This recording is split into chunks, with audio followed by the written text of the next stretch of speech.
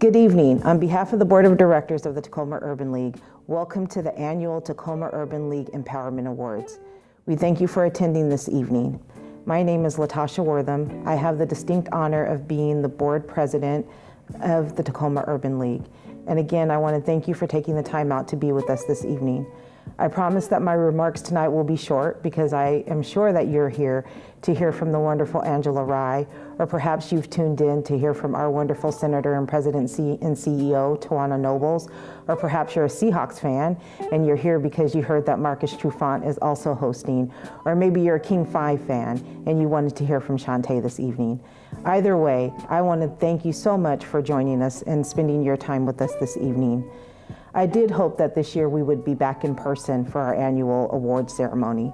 However, with the pandemic continuing, we thought it was best to be safe and that our supporters can remain at home and healthy as they watch this evening. So we thank you for watching, and we do hope that we're able to be back together next year. So I want to encourage you, if you are able, to please go get vaccinated. And if you're concerned about vaccinations, please reach out to a credible source, the Tacoma Pierce County Health Department or the CDC website, or talk to your doctor about the vaccination.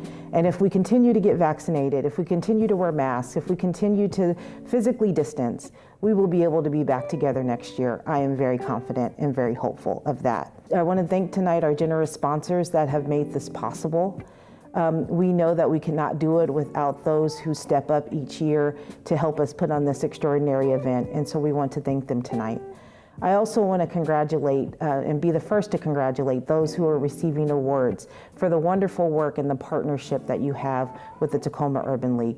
We know that we could not do the wonderful work of promoting social justice and ensuring equality and equity in our community without your help and your support. So congratulations tonight. And I want to thank all of those who are supporters of the Tacoma Urban League throughout the year. We know that this last year in particular has been very difficult. We know that the last 2 years we've really struggled with this pandemic on top of all of the social inequity and social injustice that we've seen in our community. And we asked you last year to step up to help us. We asked you to take the call to join Tacoma Urban League and the wonderful work that we do in ensuring that our community is a safe place, that our community is a more just place, that we are promoting social justice right here at home. And you did that. You did that with your time, and you did that with your talent, and you did that with your treasure. We were able to raise funds so that we could continue to help hundreds of youth be mentored in our community. We were able to ensure that people who wanted to buy their first homes had the tools and the resources to do that. We were able to ensure that people who needed to get connected to employment were able to get jobs. We were able to ensure that when there was a social justice issue in our community, that the Tacoma Urban League could step up and work alongside our leaders to ensure that these type of things do not continue to happen in our community. And so this year, I ask that you again will step up, that you will continue to help us, that you will open your wallets, and that you will open with your treasure and be generous to this organization so that we can continue to provide all the resources that we can, so that we can ensure that our small Black-owned businesses and minority-owned businesses that are working so hard to come out of COVID and to recover from all that has happened these last couple of years have the opportunity, and that we can be there to assist them. And so there's so much that needs to be done, and we ask that you continue to work alongside us so that we can continue to do all of those wonderful things in the community. I want to again thank the sponsors. I want to congratulate all of our winners tonight and ask for their continued partnership. And again, on behalf of the Board of Directors of Tacoma Urban League, I want to thank each of you for being with us this evening. Thank you.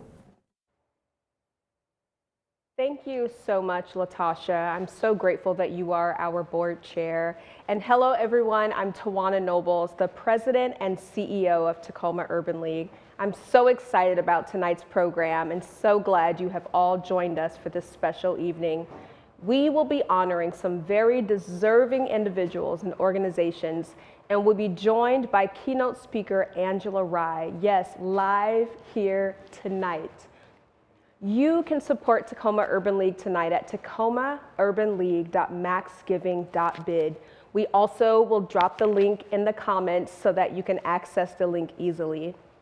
Tonight, I will also be joined by MCs Shantae Sumter and Marcus Trufant. Before they take the stage, I want to thank our keynote and dream level sponsor, Columbia Bank. Thank you so much, Columbia Bank, for your support and your sponsorship of this event. And I want to thank our presenting sponsor, JP Morgan Chase. Thank you very much. Now let's hear about some of the important programs offered by Tacoma Urban League and meet some of our Urban League staff. My name is Corey Orvold. I'm a realtor with Coldwell Banker Danforth, and I'm here at the Urban League and teach the home buyer class. What we do in the home buyer class that's held every second Saturday here at the Tacoma Urban League is we teach pretty much everything you need to know to purchase your house. We've had 13 people purchase a home throughout COVID. So in the past year, we've had 13 families become homeowners. And then we've had 104 people that have attended the classes via Zoom. So it's been a really exciting time. This program is so critical to our community. It opens the door to a lot of community members that did not realize that homeownership was possible. And once we close on the house, I can't think of a better experience than passing the keys to someone to their new house. And it's an exciting day, and it's a great day to celebrate.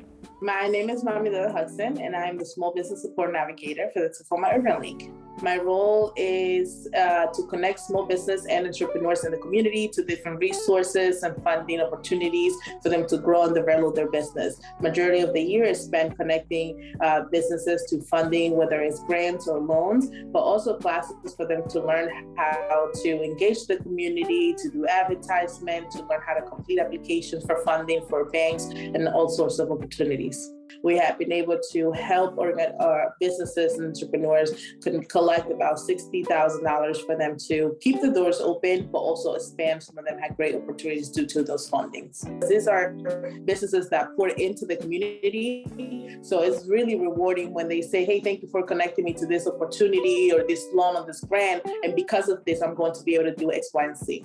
What is Being the Village? Being the Village is a support group for mothers of color. I like to compare it to MOPS, except for mothers of color with children of varying ages. And so we have babies, newborns, we have pregnant moms, and my oldest is 7. So we go all the way up to whatever age. The main feature is that we meet once a week. We used to meet in person like everyone else, and now we're on Zoom like everyone else. But we meet once a week. We try to have like a theme for the month and break it down into multiple topics for the week. And we get to have those conversations with everyone all together and seeing that your motherhood is not necessarily better than anyone else. We're all just trying to do the best that we can, and we're all in this together.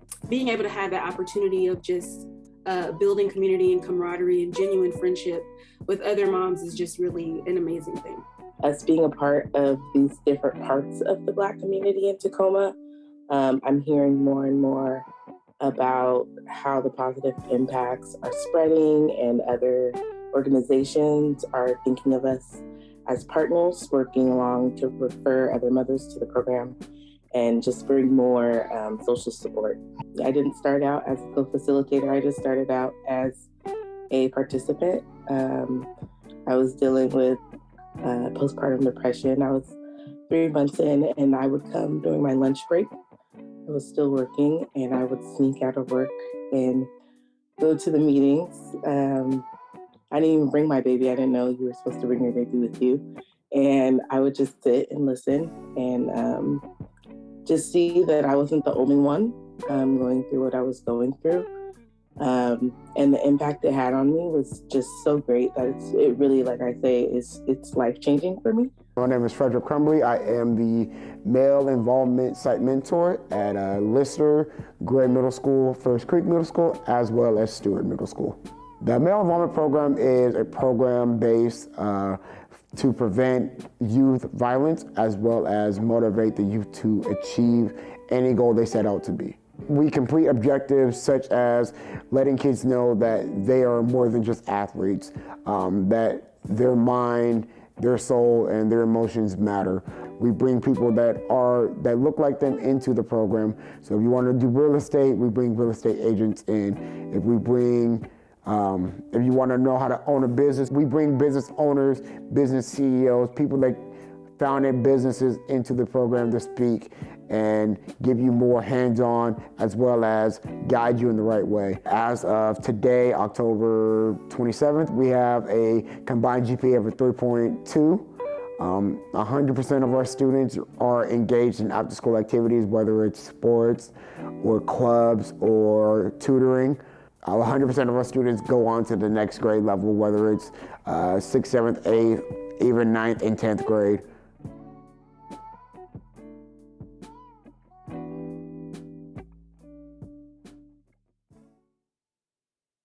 Thank you, Tawana, and good evening to everyone watching tonight. I am Shantae Sumter. I am the morning traffic anchor at King 5 News. I moved to Washington from South Carolina over the summer, and I am proud to support Tacoma Urban League.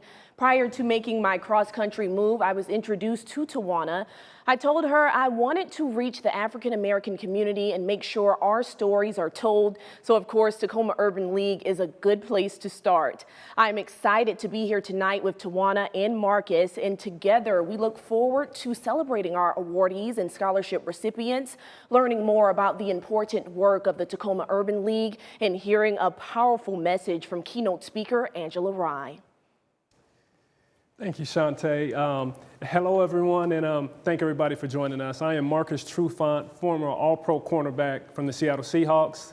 I am Washington through and through. I lived in this state my entire life. As a longtime resident of Tacoma, I know that the work that the Tacoma Urban League does in this community is vital. So that's why I'm so excited to be here and to be a part of this amazing cause. Of course, tonight wouldn't be possible without all of our beautiful sponsors. Our love level sponsors are Multicare, the Puyallup Tribe, Puget Sound Energy, the Group Health Foundation, and KNKX Public Radio.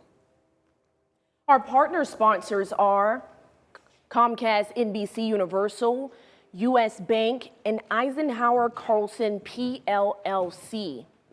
Our advocate sponsors tonight are the Asia Pacific Cultural Center, the University of Puget Sound, Dan Finkley, Walsh Construction Company, and Tacoma Community College. And our in-kind sponsors are PNTA and Seattle Live Studios, Host Event Planning, and King 5. Join us in thanking all of our amazing sponsors. Thank you, Shantae and Marcus, and thank you to all of our sponsors, including Seattle Live. It is now my pleasure to introduce you to some of this year's Tawana Noble's Young Professional Scholarship recipients.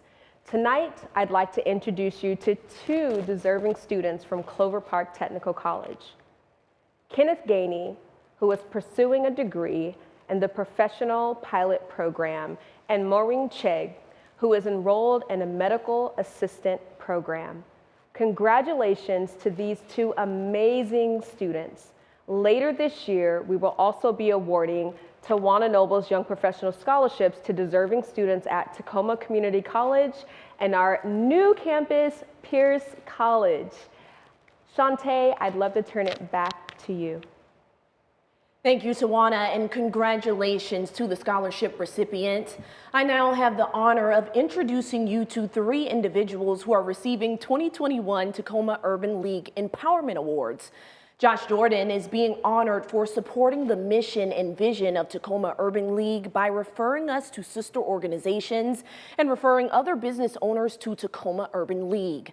Josh has been a champion for the resources we offer to small business owners and actively participates on the platforms Tacoma Urban League has provided for small businesses.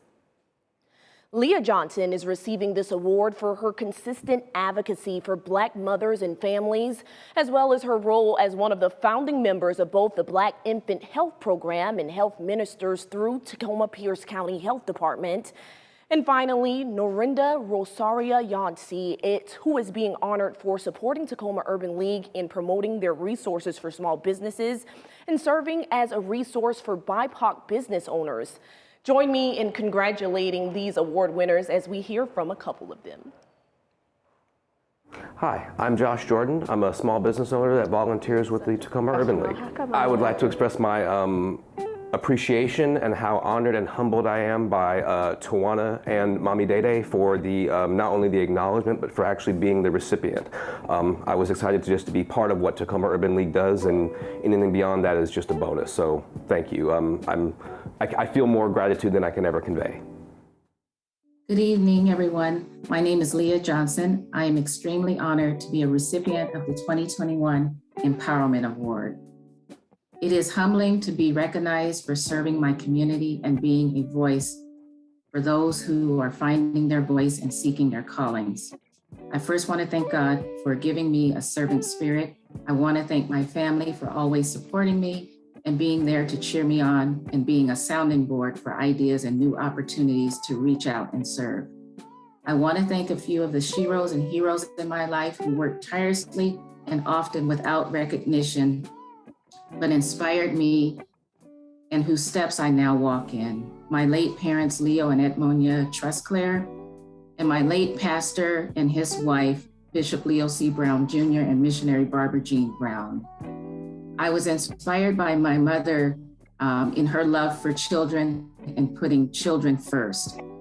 As I continue serving our community, I'm seeking guidance and wisdom from God, from the Word of God found in my favorite scripture, Proverbs 3, 5, and 6. Trust in the Lord with all thy heart and lean not unto thine own understanding. In all thy ways acknowledge him, and he shall direct thy paths. This is a labor of love. It truly takes a village. I'm thankful for the collaboration and partnerships with the Tacoma Urban League and the leaders there. I also want to thank some of the many community partners, Tacoma Pierce County Health Department, the health ministers, Black Infant Health Program, and Being the Village, just to name a few.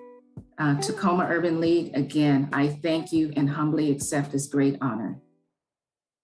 Congratulations to 2021 Empowerment awardees, Josh Jordan, Leah Johnson, and Norinda Nosario Yancey. Please stay tuned for additional awardees that will be announced later in our program. It is now my honor to introduce you to award-winning host, social justice advocate, lawyer, commentator, and self-described empowermenteur, Miss Angela Rye. We are so fortunate to have her speaking to us tonight. She is the host of weekly podcast On One with Angela Rye. She has also been seen on several programs and outlets, from Breakfast Club and The Daily Show to BET, where she has been nominated for multiple NAACP Image Awards. She's also been seen on HBO, TV One, CNN, ABC, ESPN, NBC, NPR, and so many others. She has been recognized for her honest, refreshing commentary and social justice advocacy by our nation's most prominent civil rights organizations, including National Urban League and so many others. Help me welcome Angela Rye. Thank you so very much, Tawana. It is such a pleasure. I know I'm not supposed to be looking at her, but she's right here, to be with you and to share space with you. You all, we have such a champion in her, and I'm so glad that she's not only a state senator representing our best interests every day, but also the president and CEO of the Tacoma Urban League. So thank you, Tawana.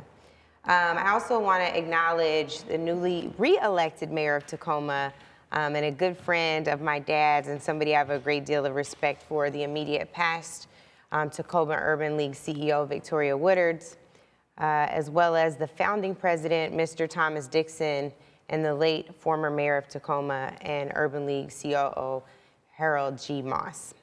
Congratulations again to this year's awardees, the 2021 Empowerment Award winners. And I also just want to take this moment to say that I am so happy to be home.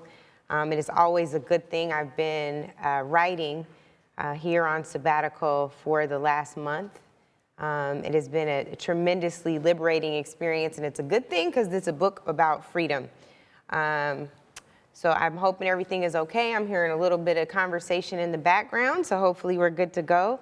And thank you all for tuning in. I cannot wait to see your faces in person. This pandemic has had us far too long. And speaking of freedom, we don't feel very free right now, right? So I want to just take a moment to acknowledge what the Tacoma Urban League was founded upon and when. It was founded in 1968 and is dedicated still to this day to the empowerment of the Black community.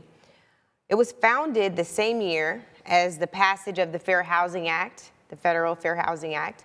Many would argue it was the third and final pillar for equality for people of color in this country. I think many of us now would acknowledge we have a very long way to go.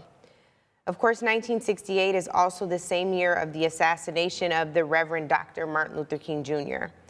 And Dr. King is the same one who challenged us with this. It's something that I've sat with all day. He said, "We are now faced with the fact that tomorrow is today. We are confronted with the fierce urgency of now. In this unfolding conundrum of life and history, there is such a thing as being too late. This is no time for apathy or complacency. This is a time for vigorous and positive action." So I want us to think about that. What would Dr. King say about the fierce sense of our current now? If there was ever a time to not have time for apathy or complacency, it is right now.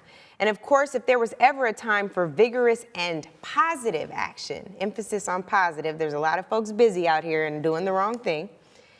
It is not now, but it's right now. The fierce urgency of now.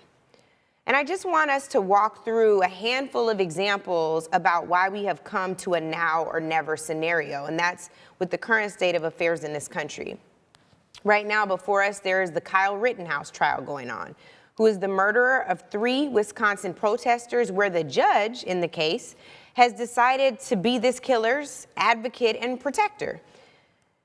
We have the almost all-white jury in the trial of George McMichael, who was one of the modern-day lynchmen of our dear brother, Ahmaud Arbery, who was merely taking a jog in a city where he was a resident and ended up running for his life only to have it come to a tragic end.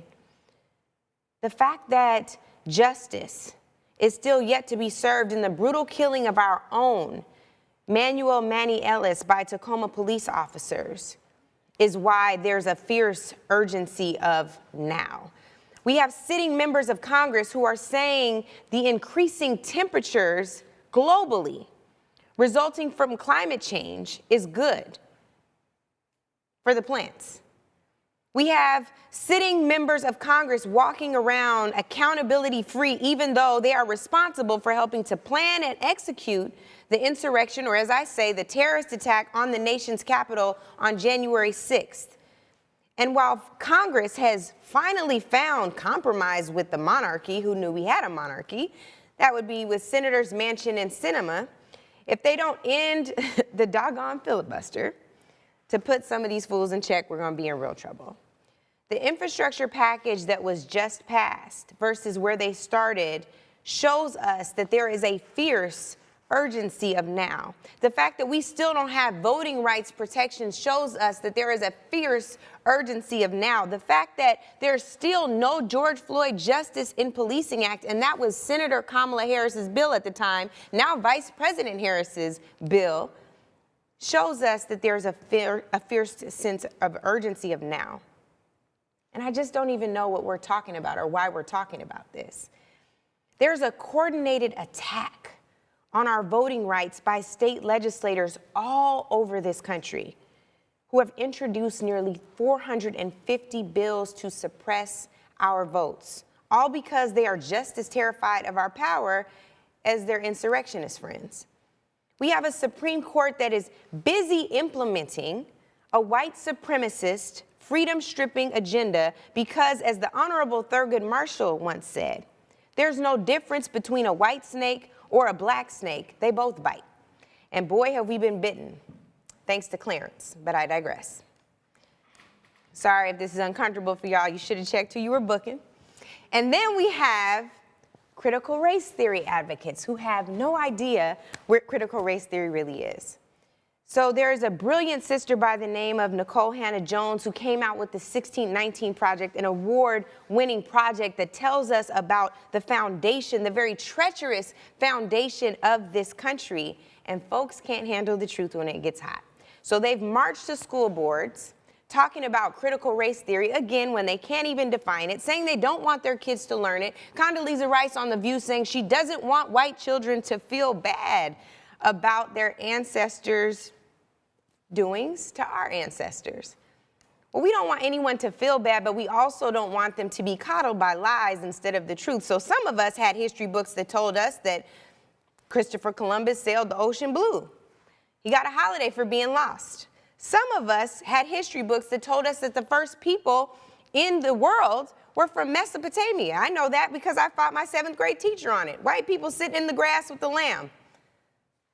We should acknowledge that. We should pretend like the first people weren't from the continent of Africa, that science and arts and all things cultural came from the continent. That's critical race theory, to tell people the truth.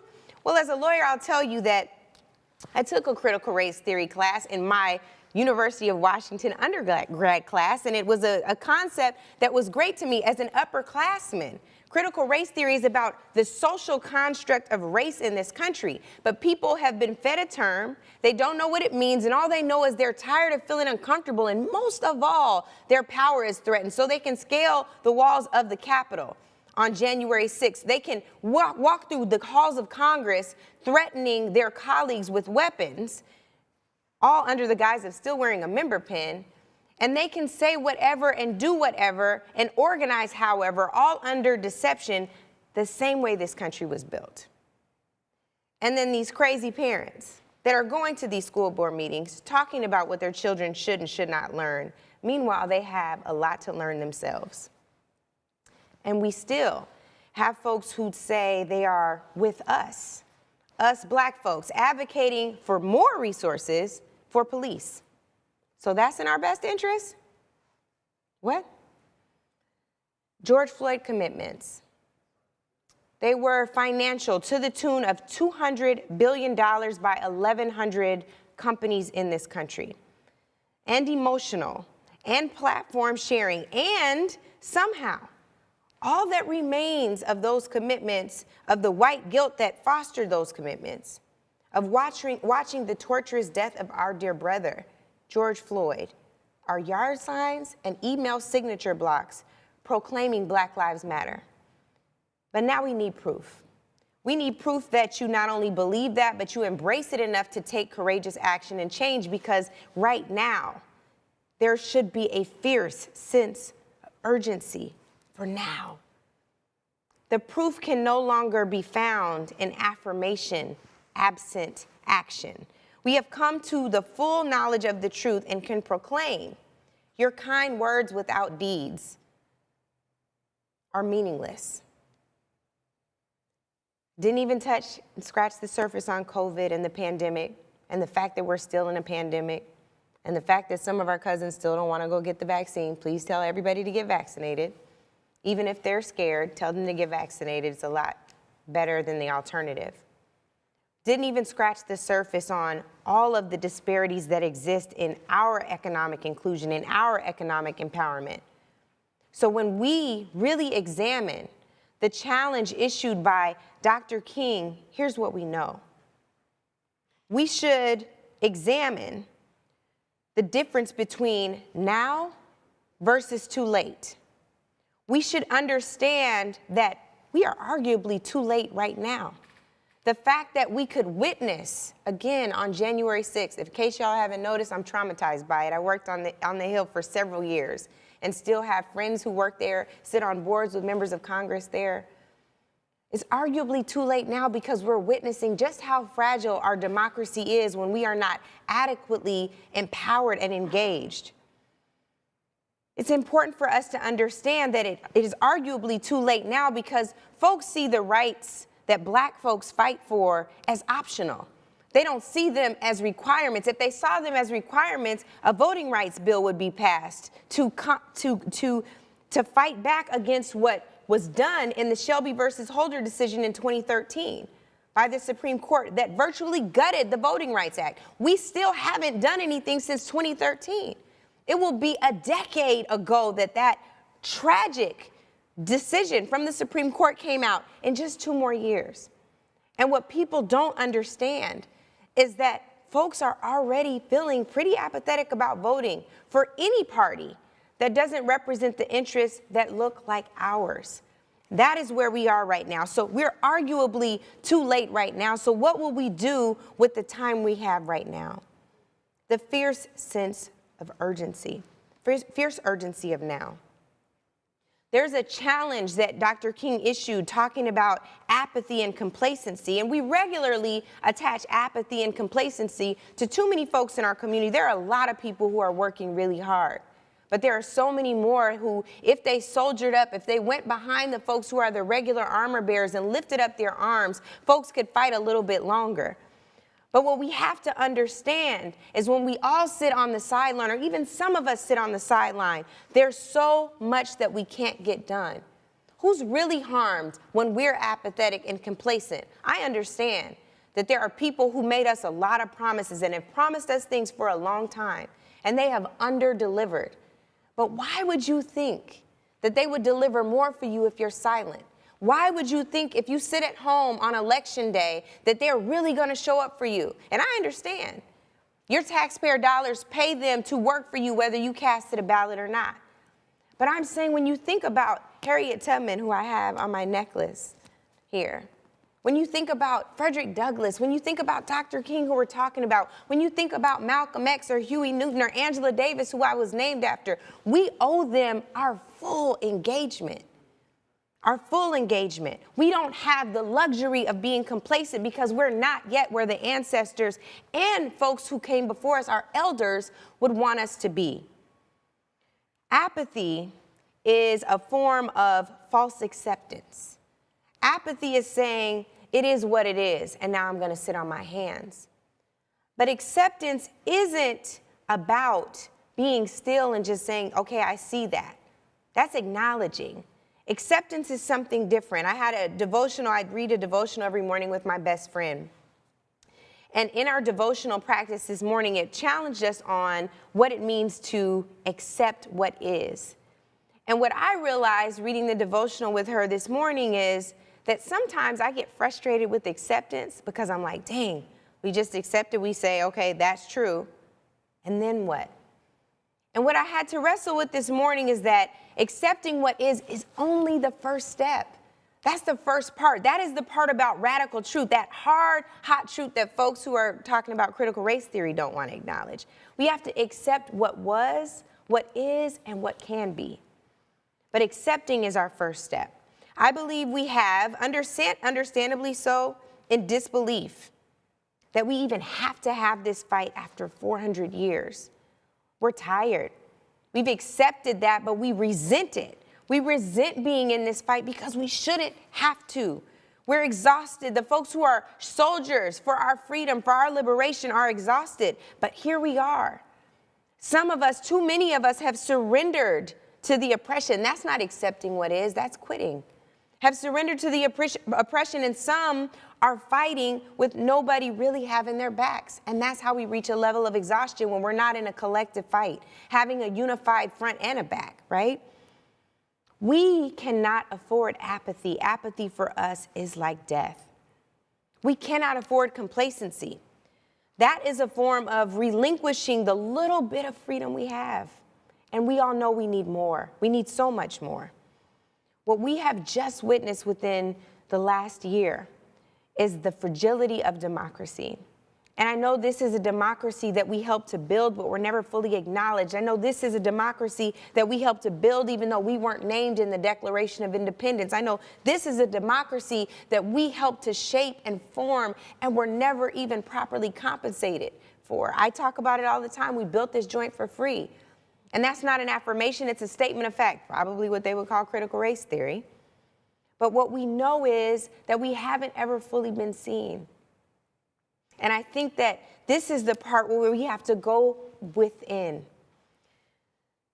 This is what happens when we are not mindful. I'm going to get to this.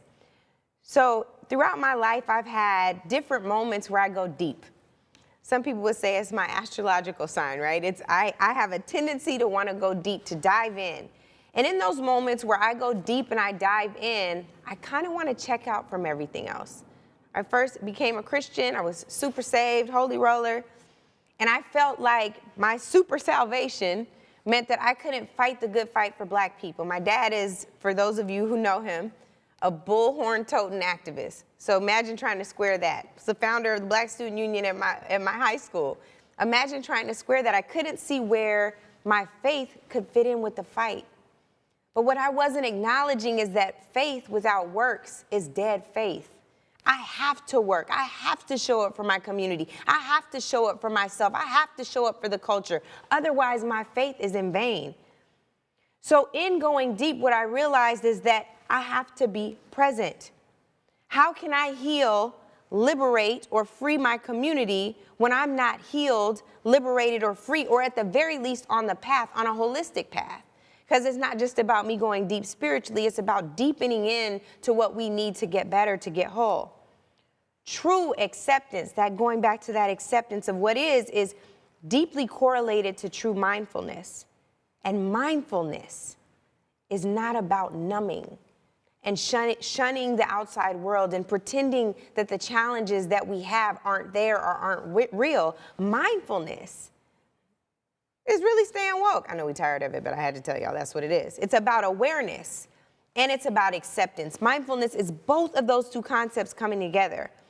How can we be mindful if we're checked out, if we're numb? So what we have to talk about now is how we engage with those marching orders that Dr. King gave us. Let's say something controversial, if I haven't said enough already. I think our method has to change. We have sought our freedom outside of ourselves for too long. We have begged, literally begged, pleaded with our oppressors to see us, to acknowledge us and our contributions, and even to repent to us and to repair the damage. It's reparations. I'm not saying we shouldn't ask for reparations, but I do want to ask us how that's worked for us. Are we where we think we should be? Are we where we think the ancestors would want us to be? Are we where the elders want us to be? We have asked them to do for us what we won't do for ourselves collectively, right? Our method must change for our ultimate liberation. We have to fight for our individual freedom first, for that internal freedom and liberation, and then make sure that we do that for our family and our friends, and then we make sure that we do that for our neighborhoods and our communities, and make sure that we do that for the culture. That's how we get there. We can't get there by begging someone who doesn't even see us as their peer, as their equal, as wanting to forget equity, wanting to do anything equitable for us. We have to start to do for ourselves. I'm not saying stop the challenge, but I'm saying understand that while you're challenging that and fighting that and reacting to that, there's a proactive healing that has to take place. There's a proactive liberation and freedom that has to take place. Our call to action is simple. With Dr. King's profound warning against apathy and complacency as a backdrop, I leave you with 3 action-oriented B's. I don't ever have a speech where I don't talk about something that we must do. And here I'm combining what we must become and what we must do. We must be present. Being present is being aware. Being present is staying woke, is being mindful, accepting what is, and being fully aware of all of the circumstances around us and within us. Being present is God consciousness. We can't say that we are children of the Most High God and not be present and fully aware of ourselves and our neighbors. I also say be diligent. I want you to watch and pray. I want you to do your very best. You were put here with some tremendous talents and gifts. You are a part of this army, and the war is still hot. I said that it might even be too late now, but it's now or never. There is the fierce urgency of right now, and we must lean into that by being very diligent. The last one is to be active. Faith without works is dead, so be alive. Be engaged. Act with intention. It is time for us to pull our collective resources together, to move with intention, to be present, to be diligent, to be active. That is our call. We must rise to the occasion. It is the fierce urgency of right now. It is now or never. Thank you all so much, Tacoma Urban League. All power to the people.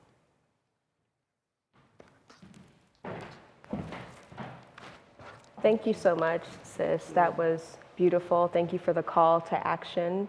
Thank you for making sure that everyone watching tonight has action steps and knows what to do next. We really appreciate you and your powerful words. And I want to make sure that each of you took really good notes, as I did. I took down some incredible information, and I want to let you know before I get to the notes that I took, I want to let you know that at Tacoma Urban League, we are actively supporting our community. We're supporting small businesses. We are helping our community members to have true and factual information about the COVID vaccine and how to be safe while we're in this pandemic. We are also supporting Black doulas and Black moms. We're mentoring youth in our schools right in Tacoma Public Schools. There is so much work to be done, and Angela gave action steps to help us to do this work. It is so important to be present, to be diligent, and to be active. And one way that you can be active is to be sure that you're supporting your local urban league. Please go to tacomaurbanleague.maxgiving.big to add your contribution and help us to reach our goal. We increased our goal tonight because so many of you were engaged and gave that we increased our goal from $100,000 to $130,000. And I'm actually excited to say that Puget Sound Energy tonight is giving an additional contribution of $25,000. And if there's anyone out here tonight that wants to add another $25,000, I just want to pause to give you time to get to tacomaurbanleague.maxgiving.bid so that you can also add $25,000.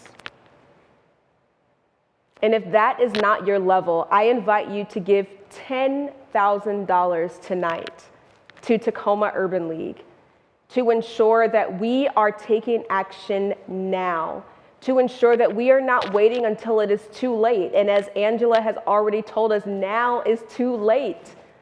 But right here in Pierce County, we have to ensure that our Pierce County Sheriff resigns and is held accountable for his action and inaction and negligence and mistrust in our community. We need your help to continue to do that work. We also have to make sure that we are supporting individuals who are standing up for our community. We want to make sure that we are supporting the small businesses and the doulas and all of the individuals who are helping Tacoma Urban League to move forward. We want to make sure that we are supporting our future, our now, by investing in our young people. If $10,000 is not your level, I invite you to give at the $5,000 level. And I want to pause so that you can do so. Please go to tacomaurbanleague.maxgiving.bid so that you can add your contribution to help us to carry out our mission. A mission now over 50 years here in Tacoma Urban League, helping to serve the African American community and making sure that we reach our independence and empowerment here in Tacoma. If for some reason the $5,000 level is not your level, I encourage you to give at the $2,500 level. Your contribution to Tacoma Urban League will help us to continue to help with rent and mortgage and utility assistance right here in Tacoma. Your contributions help us to reach not only Tacoma, but Pierce County through education, through employment, through housing and healthcare. Thank you all so much for your contributions, for your support, and making sure that you're doing what's right and what's required now. Thank you.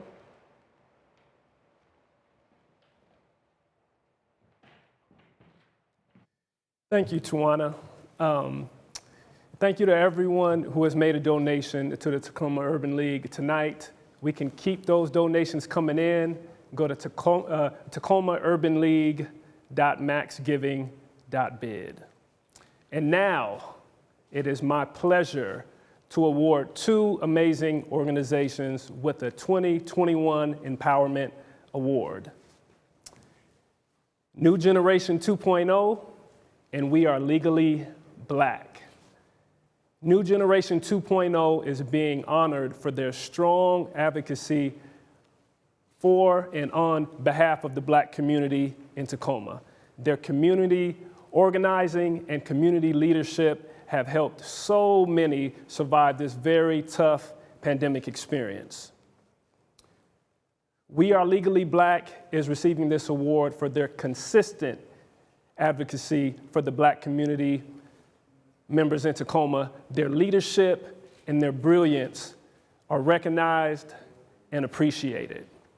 Let's hear it for each one of them. Thank you. I'm Corey Lee. And I'm Erin Cyrus.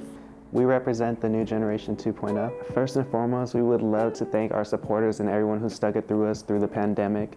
That goes from our volunteers, business owners, Tacoma Urban League, and just everybody in the community who's been there and supported us in any shape, way, or form. My organization is dedicated to uplifting Black lives here in Tacoma through entrepreneurship, through support, and through helping build generational wealth. We also want to build a youth center to support children here that are at risk. And we also want to give a thank you to Tacoma, to our supporters, and Tacoma Urban League. My name is Tisha Marie, and I'm the founder of the local nonprofit Legally Black. First and foremost, thank you so much for the recognition and appreciation of the work that we're doing for our community. Your support means the world to us, and we wouldn't be here without it. Thank you. My name is Tanisha Antoine, and I'm the president of Legally Black. I'd like to thank the Academy, or actually the Tacoma Urban League, for giving us this honor. We are truly grateful. We could not do this without the community support, so we want to dedicate this award to the community and the people and the other organizations that believed in us and the people who are lifting us up constantly and recognizing our progress and our struggles. Thank you for this honor. We appreciate that. So Legally Black, like I said, is a nonprofit here in Tacoma, Washington, and one of the things that we really pride ourselves on is being the liaison between our community and our elected and governed officials. So we make sure that we create informational-based events that our community can learn from, grow from, with the purpose to try to create a safer, more prosperous life for all people who are on the receiving end of oppression and discrimination. We're not a race-exclusive organization because we do believe that we need the open, notorious, and exclusive support of people who are not on that receiving end of racial oppression. So we welcome all people. We encourage everybody to challenge their own implicit biases and do the work that we can to create the life that we all deserve. I have the distinct honor of presenting a very special scholarship and award tonight, the Thomas Dixon Scholarship and the Harold Moss Legacy Award, each named after Tacoma Urban League's co-founders. This is the first year awarding the Harold Moss Legacy Award, and we are pleased to present it to the Elizabeth Wesley Youth Merit Incentive Award Program. We are excited to honor you for supporting Pierce County students for decades. The Elizabeth Wesley Incentive Award Program is a community treasure, and we are grateful for the committee's leadership. Among other awards, this program selects the Thomas Dixon Scholarship recipient each year. Mr. Dixon was a founding president of the Tacoma Urban League who served almost 32 years. As president emeritus, he continues to be an advocate for individuals, particularly African Americans in community service agencies. I am happy to announce that this year's Thomas Dixon Scholarship is being awarded to Stadium High School student Cindy Mongai. Congratulations, Sydney, and to the Elizabeth Wesley Youth Merit Incentive Award Program.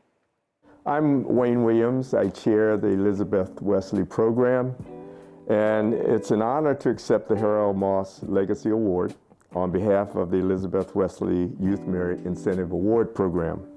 Over the past 26 years, the program has celebrated the academic and community achievements of African American youth in 9th, 10th, and 11th grades.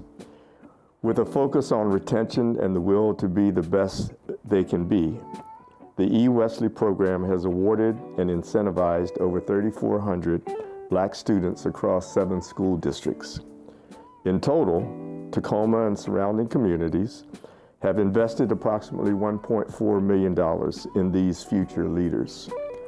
And I'm proud to say that many alumni have gone full circle, returned to the area, and are active contributing members of local communities. Although started by a small number of community leaders in commemoration of Mrs. Wesley, it is the hundreds of community volunteers, 6 founding community organizations, participating school districts, business community partnerships, donors, and sponsors that have sustained the program. Most importantly, it has been the executive and award committees that have been the backbone of the program. Their work and tenacity have preserved this iconic Community Incentive Award program. What is most gratifying is that the talents of E. Wesley awardees, their sense of social and civic engagement, and overall potential align so well with the principles of our beloved community icon, Harold Moss. We accept the Harold Moss Legacy Award on behalf of all of the African American students, parents, and guardians who have demonstrated their worthiness of the award. Thank you. We are at $129,841. We are so close to our goal of $130,000. I want to thank all of our sponsors tonight. I also want to thank each of you who attended tonight for your contributions that you've made to help us to reach our goal to carry out our mission. I want to especially thank our keynote and dream level sponsor, Columbia Bank, and presenting sponsor, JP Morgan Chase. You can still make a donation at tacomaurbanleague.maxgiving.bid. Please help us to reach our goal tonight of $130,000. We're so close, but we need your help. We need you to help to take all of those action steps that were laid out by our keynote speaker, Angela Rye. And we need you to help to carry out the mission of Tacoma Urban League. Before we conclude, I want to make sure that we recognize Veterans Day and that we thank all of our service members, including my parents who served and made me a military brat, and to the mayor of Tacoma, who is also a veteran, but to the many veterans, known and unknown, living and otherwise. Thank you so much for your service. Thank you so much for your sacrifice. And to the families of our service members and veterans, thank you also for your sacrifice and for your love and support. We all count on you, and we're so grateful for you. Thank you, everyone, for joining us tonight for our 4th Annual Empowerment Awards.